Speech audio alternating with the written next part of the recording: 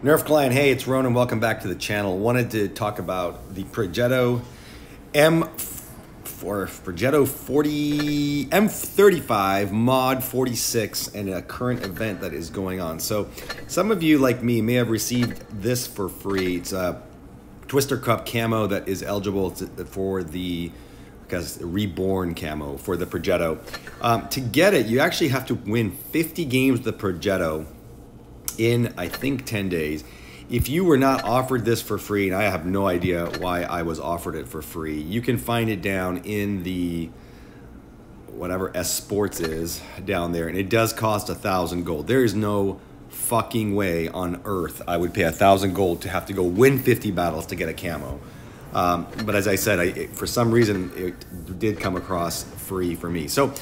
But here's my favorite part of this. The Progetto at 46, a tank I have not played much myself. I never loved it. I've had like 130 games with it. And this has forced me to play the tank for the last couple of days. It is an unbelievable tank. It's got to be one of the top mediums in the game, top mediums in tier 8 for sure. Why? well, it's not the armor. It's got great, actually got a good turret armor.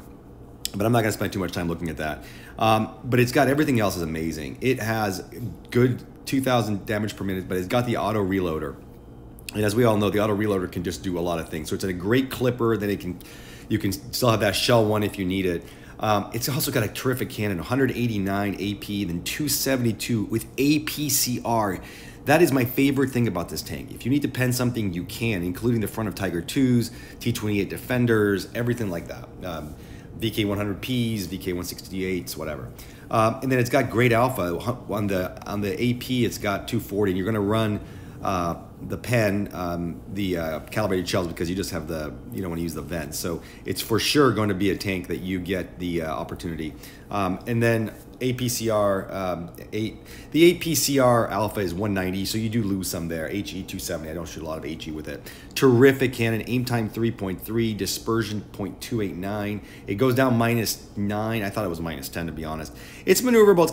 It's got a power to weight of 23. Effective's a little bit lower, but their forward is 55 and reverse is 20. So it moves. It's not a fast tank, but it definitely moves. On the equipment side, I actually, you could run the vertical stabilizer or the dispersion. I run that. I like to calibrate. I don't think you need a better aim time, and I like the supercharger. You should actually run improved assembly. That was wrong on my design, and that's how I would run it. Definitely calibrate the tank, for God's sakes. You don't need fucking vents. They do absolutely nothing. So let's jump into some replays. First one, so I've played about 50 games in the tank in the last 2 days. First game is myself playing here with Tanky. Please watch the second game. If you only have time for one game, skip to the next one. It's Armor Attacker, and it is obscenely good. Armor gets mastered the living shit out of this one. This one is just Tanky and I thought it was a fun game to show.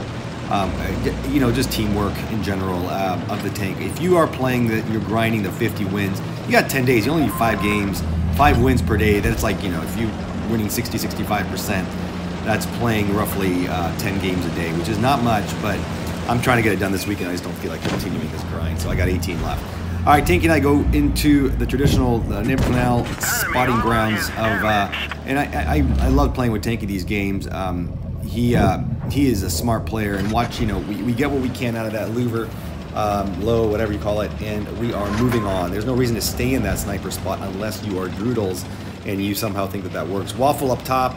I was actually thinking about going after that Waffle early on, and as you see, I was trying to get some shots at it. I got 1 or 2. What I didn't do is a good teammate here is pay attention to whatever the hell Tanky was doing. And Tanky, actually that was a stupid shot. Tanky was down there finding all kinds of trouble. I did recover. See, I got 1, maybe 2 into him. Yep, 2 shots into the Waffle. Finally look at my teammate and realize that Tanky is in a brawl with a WZ-120, which, by the way, has been recently buffed, so it's actually a halfway decent tank. And so I wanted to go help my teammate. Tanky's down to 631 HP. I'm full health. Of course, then comes a 53 TP, the new tier 8 heavy. So I decided to back away. Got a very lucky shot there. We do have an IS-6 that moved in. I don't know why Tanky decides he's just going for it. So I cannot believe he survived. This is when, and this tank, by the way, first lesson of this tank in playstyle, it is not a brawler. I mean, you don't have that much. Your DPM is actually relatively low for medium. So it was just pure fucking luck. And as you see, your armor on the tank is shit. You have a decent, very good turret actually, when pointed right at the enemy. So if you see what Tanky and I are doing, we're just both literally hiding from this 53 TP. I'm using this IS-6 as a meat shield. Just trying to stay alive. Didn't really care that much to live as long as we were able to clear. And we were, this Emil 1951 up over there somehow gets clear as well. So you see we have combined like 200 or 500 HP, and we got a waffle to deal with. It's a 7-on-4 at this point, so it's not that critical of a point here. I actually didn't care if I died. And then if you look down at the mini map at A cap, the IS-3 did kill our guy, and they have kind of two on two over there, including the IS-6 on our team, who is not good. So probably staying alive was not a bad idea here, but we wanted to clear the waffle, and you can see the I think I hit his gun, but the high explosive here is just not great with his tank. You want to use it because if you can clip someone out with high explosive. So Tanky just kind of saunters over there. This guy's more, I should have shot AP and cleared him. I think I found him. All right, and actually didn't clear him. Tanky got that one.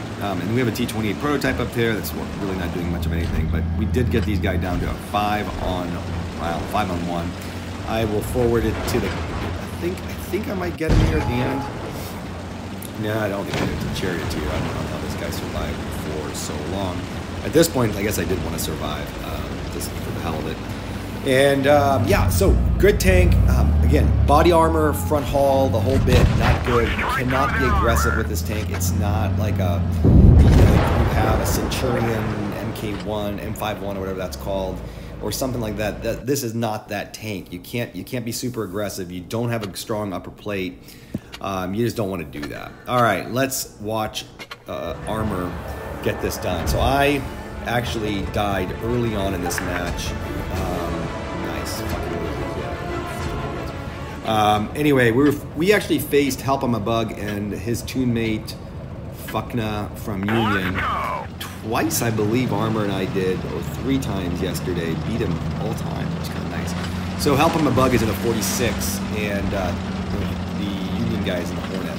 Kind of knew early on that was going to be what we need to do, and that was my mistake. To be honest, I wanted to clear one of them, if not both, because I had a suspicion that if we did that, we had a pretty good chance of winning. And that's kind of what happened early on here. And by the way, I took this just a little bit too to the right, and Armor couldn't get up there. So that actually sort of worked out in Armor's advantage and not mine, because that T49 was right up there. So I took a nearly 600 alpha shot with it from the T49, which early on in my game, it also pissed me off, so I wanted to go kill him. Armor was over there just in time to stick one in him. And then there's a T43, as you can see, in the A cap, capping. I wanted to stop the cap, but I was too late. Did get some nice shots into him. And what you're seeing here is with these two, when you're playing with two Progetto M46, 35, whatever the hell it's called, you have this endless clipping potential. Not only do you have clipping potential, which you normally have with autoloaders, you have clipping potential, and you have that 4th, 5th shot that comes so quickly with the auto reloader. So playing 2 of these is fun. You're going to find a lot of other good tunes out there playing that right now. That's the only thing I'd caution you on. This is idiot. So what Armor didn't see, what you didn't see down there, is I am down there fighting. I went down there and cleared the T49, and then I just got cleared by Help I'm a Bug. I kind of knew I was going to get killed. I didn't have a lot of HP left, but I wanted to take one of those bastards out with me and give Armor a chance. It's 5-on-5 now. Armor is full health. And as you can see, their enemy team doesn't look that great here. Now, the only problem that I think becomes, if I remember correctly, is the points challenge becomes an issue. Armor is playing this conservatively, as he probably should. He's got a Nameless. What the fuck is a Nameless doing back there? I have no idea. He's got a Nameless back there. It's now 4-on-5. Nameless is just kind of sauntering over. There he is. No problem with playing Nameless, even in the front with the Progetto using APCR. But Armor was really needed to work on Help I'm a Bug as a very good player. And he's in a very good tank, so you got a combination of Armor. But this is just for Castilla. If you're in a medium and this is what's going on, this is a terrific spot. One of my faves as well. You can just get shots on a lot of people. And nice shot there by Armor. And that Nameless did flank him, and Help I'm a Bug was trying to run away, but Armor correctly here just rushes him. He's got more HP. They're in the same tank. waits till he has another shell loaded and kills him. So this was a 3-on-3. Armor here had point advantage, 3-on-3, but what he does not have is a good teammates. Their IS-3 on Armor's team is doing God knows what over there. And then the Annihilator on Armor's team is doing God knows what at sea as well over the top. And I was just trying to help Annie, our Annie, you know, get into position by politely encouraging him to do so. If you will check. Armor already with nearly 3,600 DPM. That idiot in the Nameless climbs the hill. Armor is well aware of the point situation here, but this is getting a little dicey with 3-on-3. I was looking at the other teammates and realized how bad our heavies were. So if Armor somehow gets cleared here, it's a very likely loss, which is a challenge. So, however, the points are on our side, and he can clear. This Nameless relatively easily. Again, beauty of this Progetto, the tank, the alpha combination. You know, you've got nearly 600 in the clip, or actually more than 600 in the 3. So you got a lot of alpha that you can carry, and they got the cap. They got B cap the heavies. That's the one thing they could do. Armor's trying to get this Annihilator cleared, and it does for the win. So that is 5 kills. You know, honestly, if I hadn't killed that T-49, Armor probably would have, although who knows how that would have gone. 49 damage, 5 kills, 1439 base XP. Armor, I'm shocked I got that much damage done. I died in like 2 minutes. Armor gets everything that he can, crucial. Radley Walters, high caliber, all that shit.